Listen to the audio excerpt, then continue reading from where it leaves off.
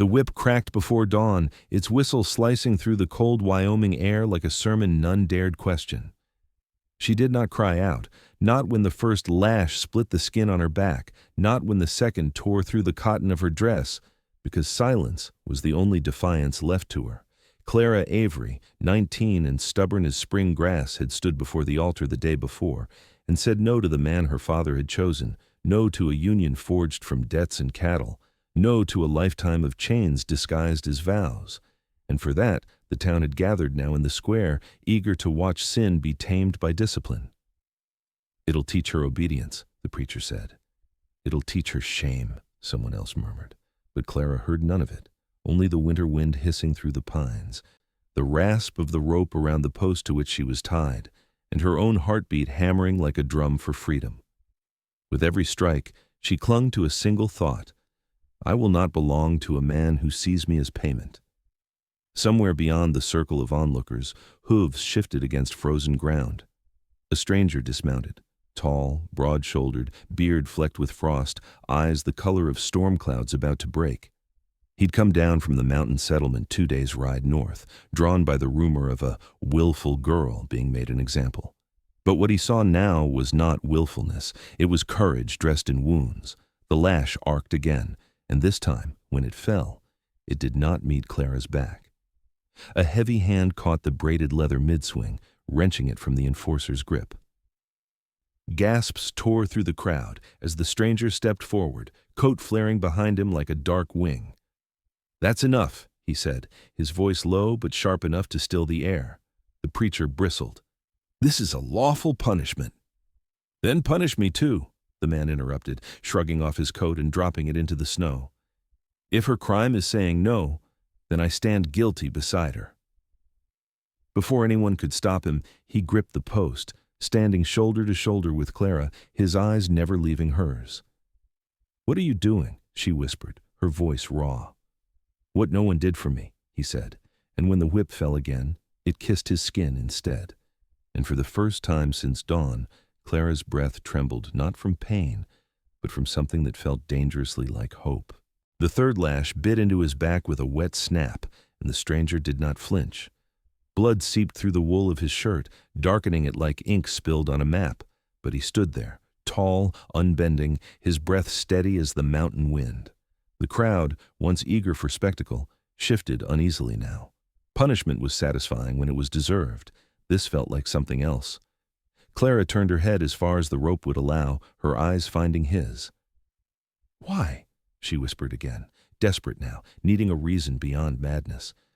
"Because no one should bleed alone," he said, voice rough as gravel, not for saying no. Another lash, and another. By the fifth, the man wielding the whip had lost his conviction, his strikes growing weaker as the town's silence deepened. By the sixth, the preacher's voice cracked. This is enough." The stranger's breath came shallow but steady. "Then untie her," he said. Hands moved quickly to obey, driven less by authority than by the uneasy weight of witnessing something sacred. When the ropes fell, Clara nearly collapsed, her legs too weak to remember strength, but he caught her before she hit the ground. His hands were warm despite the cold, steady despite the tremor of pain. "Can you walk?" he asked. She nodded, though it was a lie. He supported her weight anyway, guiding her past the ring of faces that dared not meet her eyes. No one stopped them. No one spoke. Only the wind followed them down the narrow street, carrying away the last shreds of the town's righteousness. At the edge of the square, Clara tried again. "I don't know your name." "Jonas," he said simply. "Jonas Hale. You don't know me. I know enough." They reached a watering trough where he helped her sit, then knelt beside her, tearing a strip of cloth from his sleeve to press gently against the bleeding welts on her back. "You'll scar," he murmured. "Then let them," she said, her voice steadier now. "Let them see what it costs to own a woman." Jonas met her gaze, and for a long moment neither spoke. Then he said, almost to himself, "I once watched someone I cared for go through this. I swore if I ever saw it again, I'd stand in front of the whip." He looked at the blood on his hands, and then back to her. "Oaths mean something, Miss Avery, even out here." Clara's throat tightened. For the first time since the nightmare began, she felt something she had not dared to hope for. She was not alone. And in that fragile space between pain and breath, a seed of trust took root, small, trembling, but alive. They left the town before sunrise, Clara leaning heavily on Jonas's arm as the frost bit through the worn leather of his coat. The road north wound between low hills and skeletal pines, a ribbon of frozen mud leading away from judgment and into uncertainty. Every step pulled at the fresh wounds on their backs, but neither spoke of pain. It was a language they both already knew.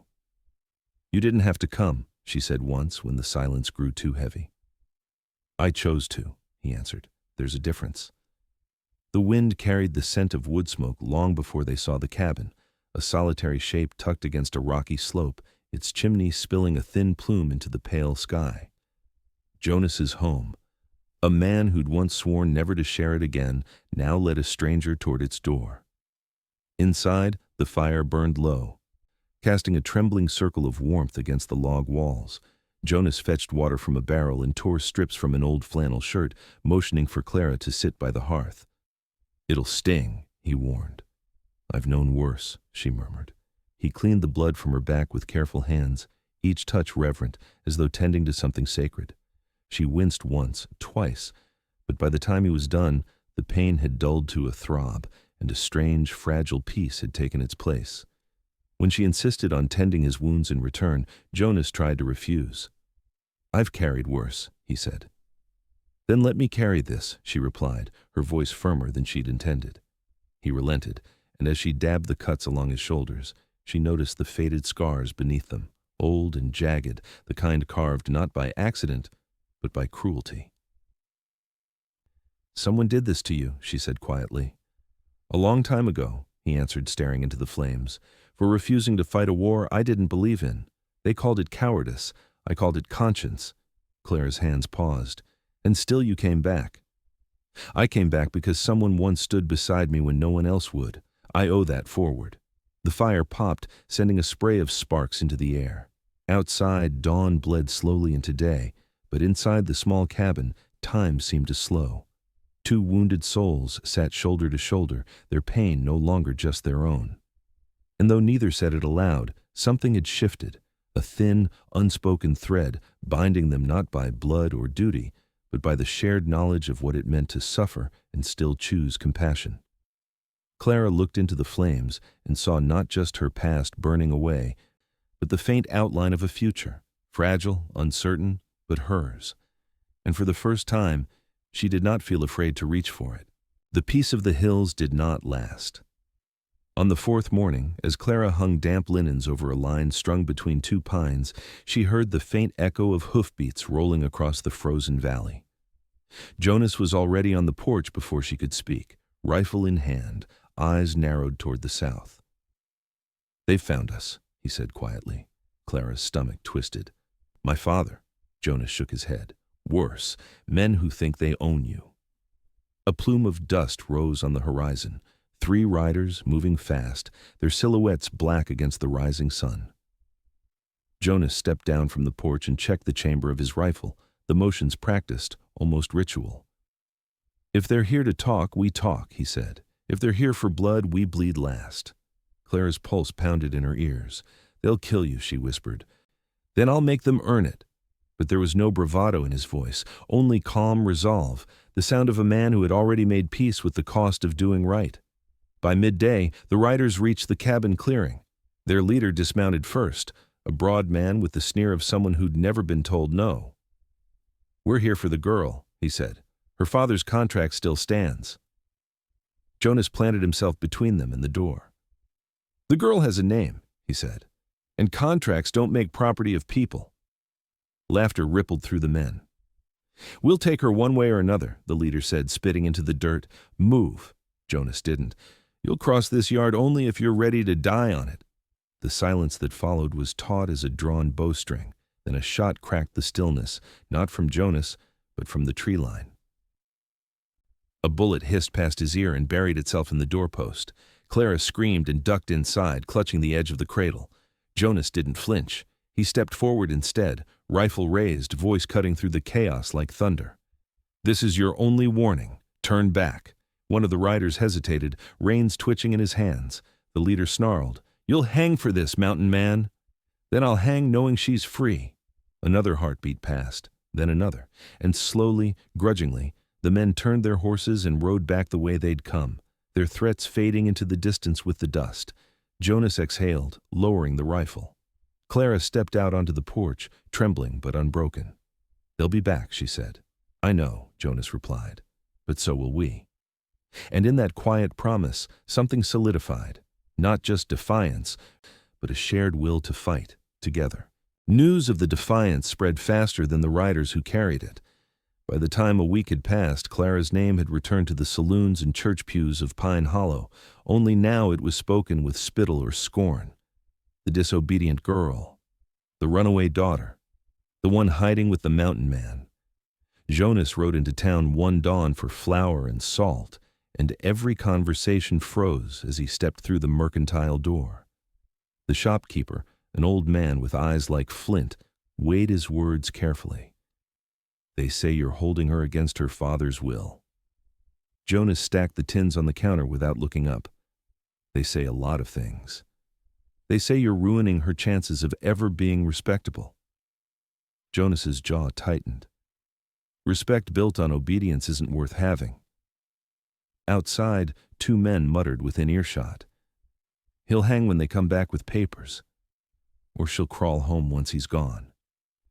Jonas ignored them and rode back into the hills, the weight of every whispered judgment pressing heavier than the supplies in his saddlebag. Clara met him at the door, the baby she'd begun to call Hope bundled against her chest. "They hate me," she said before he could even speak. "They hate us." "Let them," Jonas replied, handing her the sack. "They hated me long before they knew my name." That night, as firelight danced across the cabin walls, Clara stared into the flames. "I used to dream of a wedding dress," she said softly. "A house with curtains. My father told me obedience would buy me love, but all it ever bought me was pain." Jonas looked up from where he was oiling his rifle. "And now?" "Now," she whispered, "I dream of planting a garden here." Of hearing her laugh without fear, he set the rifle aside and moved closer to the hearth. "Then that's the life we fight for." Not their approval, not their forgiveness, just the small, stubborn good we build ourselves. Clara nodded, but her heart was restless. Every lash scar on her back felt like a voice shouting unworthy from the past. Every creak of the cabin made her wonder if the men were returning with a warrant.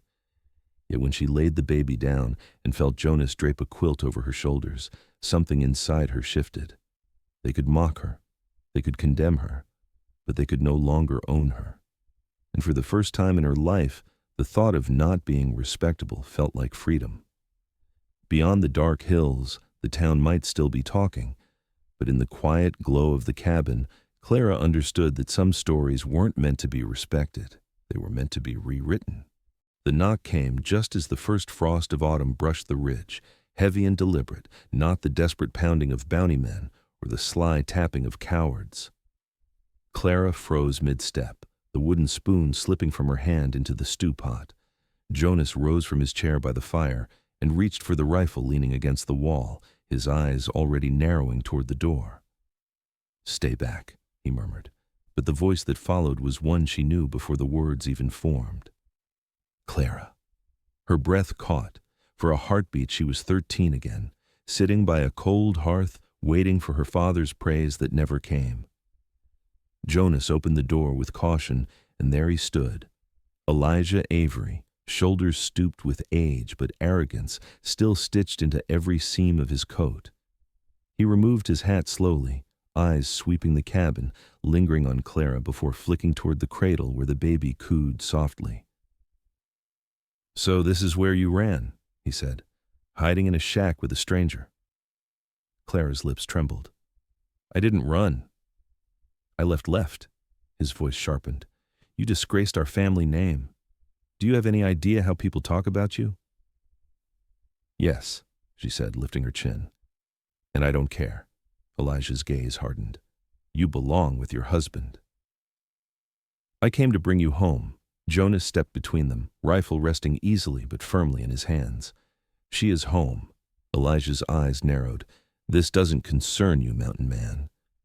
It does, Jonas said evenly, because every lash you let them lay on her left, a mark I'll spend the rest of my life trying to heal. The old man scoffed, but there was a flicker, small, almost invisible, of shame. You're throwing your life away, Clara, he said. For what? For a cabin? For a bastard child? Clara's voice did not shake. For myself. For the right to choose my own name, my own life, and my own love. The silence that followed was heavy, broken only by the crackle of firewood and the child's soft sigh. Elijah looked at her then, truly looked, and saw not the disobedient daughter he'd tried to break, but a woman he could no longer control. I came here to save you, he whispered.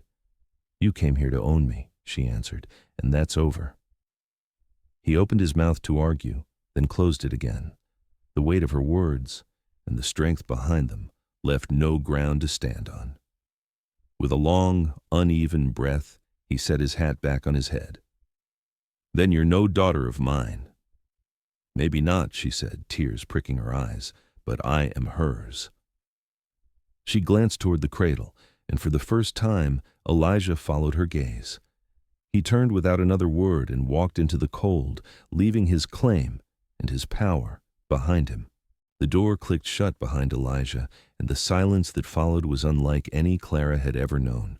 Not the fearful quiet of submission, nor the heavy hush of shame, but a vast, trembling stillness that felt almost like peace. She stood where he'd left her, hands shaking, breath shallow, as if the room itself needed time to believe what had just happened. Jonas set the rifle aside and stepped closer, careful, unhurried. You did it, he said softly. You spoke the words that mattered. Clara let out a broken laugh. It doesn't feel like victory. It feels like losing the last piece of my past. Sometimes that's what freedom costs. She turned to face him, and for the first time since they had met, there was no wall between them, no fear, no deflection, only raw honesty. Do you ever regret it? She asked, standing beside me, taking those lashes, putting a target on your back. Jonas looked into the fire, its glow reflected in the lines of his face. I regret not doing it sooner, he said. I spent years watching cruelty happen and telling myself it wasn't my fight. But the truth is, every time we look away, we choose the side of the whip. Clara's throat tightened. I never meant to drag you into this. You didn't drag me, he said gently. I walked into it with both eyes open. They stood there in the flickering light, the air thick with words unspoken. Clara moved toward the cradle and brushed a hand over Hope's soft hair.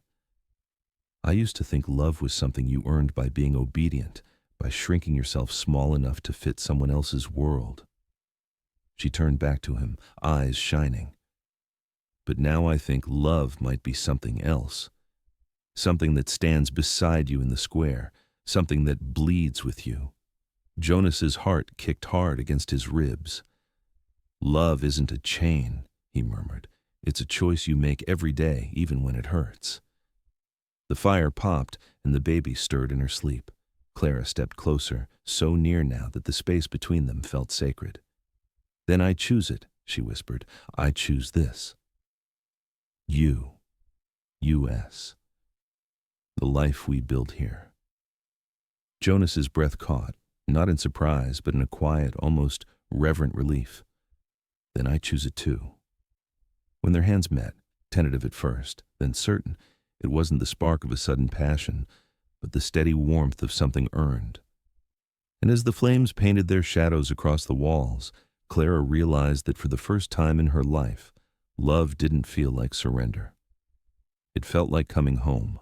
The first snow came early that year, heavy, relentless, swallowing the trail and turning the world outside their door into a white, unbroken silence. With it came isolation. The weekly supply wagon stopped coming. Tracks to town vanished. Even the distant howl of wolves seemed swallowed by the storm. Jonas stacked firewood until his hands bled, and Clara canned every scrap of late autumn harvest, but the valley still felt smaller with each passing day. Nights stretched long and cold, and in that quiet the ghosts returned, hers and his alike. Clara often woke screaming from dreams of the square, of rope and lash and voices calling her property. Jonas would hold her until the tremors eased, whispering nothing but her name into the darkness. Yet even he was not untouched by memory. Some nights she woke to find him on the porch, bareheaded in the snow, staring toward the south where soldiers had once dragged his brother for refusing to fight. "You're not there anymore," she'd say softly, pulling him back inside. "And neither are you," he'd answer, brushing her scars with the gentleness of a prayer. The winter tested them. Food ran thin. Clara grew feverish after a long day hauling water, and for 2 nights Jonas sat by her bedside, changing cool cloths and whispering stories about a boy who'd once built a cabin on a dare from the wind. On the 3rd night, when she woke and found him asleep beside the cradle, Hope's tiny hand curled around his finger. She realized something had changed. He wasn't just the man who had saved her anymore. He was the man she trusted with her life. When the blizzard broke, a faint knock came at the door, not from riders or lawmen, but from a young woman bundled in deerskin, carrying herbs and broth. "The women of Pine Hollow sent me," she said shyly. "They heard about what you did. They said, maybe it's time someone helped you too." Clara wept at that, not for the help, but for the proof that shame could melt, that cruelty's echo could fade. Jonas built a cradle swing from rope and pine that week. They spent evenings by the fire, watching Hope kick her feet and laugh at the dancing light. Outside, the world was still bitter and white, but inside, warmth grew, stubborn, defiant, alive. Winter had come to break them. Instead, it bound them together like nothing else could. And as the season deepened, Clara began to believe something she'd never dared, that the life they were building here was not a rebellion against the past. It was a beginning. Spring came late to the valley, but when it did, it arrived with a rush, meltwater roaring down the slopes, wildflowers threading color through the thaw, and birdsong spilling from every pine. Clara stood on the porch one morning, Hope toddling at her feet, and realized she could no longer remember the sound of the whip. It had become something distant, a shadow that no longer reached the door. The town had changed, too. Rumors of the runaway daughter had softened into stories of the woman who built a life in the hills. People who once spat her name now left jars of honey on their fence post, or bread wrapped in cloth by the road. Even her father's land, she'd heard, was failing without the labor he'd stolen from her. Justice had a way of circling back. Jonas returned from town one afternoon with a bundle wrapped in oilcloth. "A gift," he said, placing it in her hands.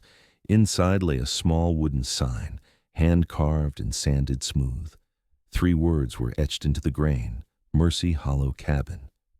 Clara traced the letters with trembling fingers. "Mercy," she whispered. "That's what we've built here," Jonas said. "Not vengeance, not defiance. Mercy." That night, they placed the sign over the door. As the last nail sank into the wood, Clara felt something inside her settle, a truth she hadn't been able to name until now. Every scar on her back was still there, but none of them hurt.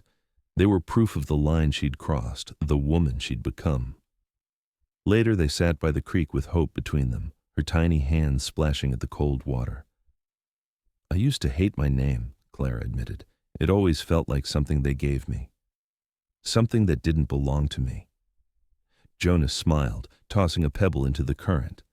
"Names change, or they grow into what we make of them." She turned to him, sunlight catching in her hair. "Then I want hers to mean more than pain. I want her to know her name is choice, freedom, love. She will," he said, "because we'll show her every day." Hope giggled, soaking her dress, and Clara laughed with her, a sound freer and fuller than she'd ever known.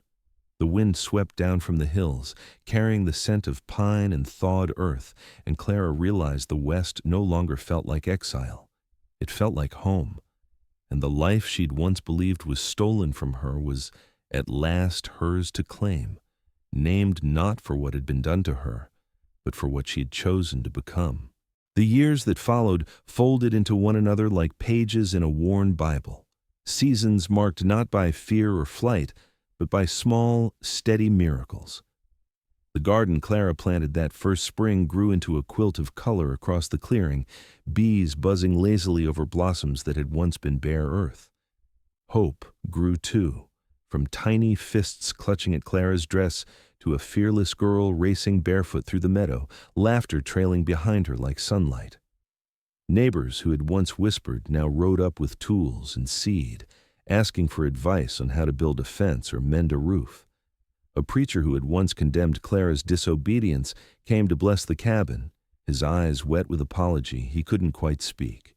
And every autumn, when the wind grew cold again, Clara traced the scars on her back and smiled. They no longer spoke of pain. They spoke of where the story began and how far it had come.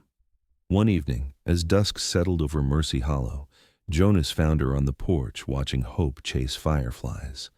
He held a small wooden box in his hands. "I was going to wait," he said, "but waiting's never been my strong suit." Inside the box lay a simple silver band, worn smooth, as if it had been waiting a long time for this moment. Clara's breath caught. "Jonas, I don't want to own you," he said quietly. "I don't want to rescue you. I just want to walk beside you, however long this trail is." Tears blurred her vision, but her voice did not tremble. "Then walk with me." He slipped the ring onto her finger, and in the silence that followed, the world felt still, as if the wind, the trees, even the stars had paused to bear witness. That night, as firelight flickered against the cabin walls, Clara tucked Hope into bed and stood for a long moment by the door. She remembered the first time she had walked through it, blood on her back and fear in her bones. She remembered the man who had stepped between her and the whip, who had turned defiance into safety, who had shown her that love was not a cage, but a choice. And she whispered the same words he had spoken long ago, words that had changed everything. Tonight, the door stays open. Because now it was more than just a doorway. It was a threshold between past and future, pain and peace, captivity and home. And as the fire burned low and the mountains cradled the valley in silence, Clara knew with a certainty deeper than scars that no matter what storms might come, Mercy would always live here. Not behind a locked door, but in the open air, waiting, welcoming, and free. Please like, share, and subscribe for more unforgettable Western tales here on Redemption West. If you had to choose between justice and mercy on the frontier, what would you do? Tell us in the comments.